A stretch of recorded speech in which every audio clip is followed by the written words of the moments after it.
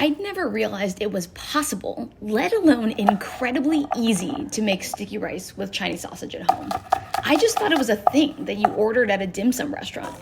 But that makes sense because making this the traditional way is legitimately super involved. You have to set out a steamer, you gotta make the mix, you have to wrap the whole thing in lotus leaves, and then you have to be ready for it to spill out of the leaves when you're cooking. So when I made this for my family's Lunar New Year meal this year, I was stunned by how simple it was. I put Chinese sausages, rehydrated shiitake mushrooms, scallions, sweet glutinous rice, broth, and some seasonings in the Anyday. And then I threw it all in the microwave. And then I walked away from my kitchen to go play tennis with my brother. I did not sit over the stove, I did not fiddle with the flame, and I did not have to peek inside the lotus leaves to check if it was ready. And by the time I came home, it was just perfect. Sticky rice.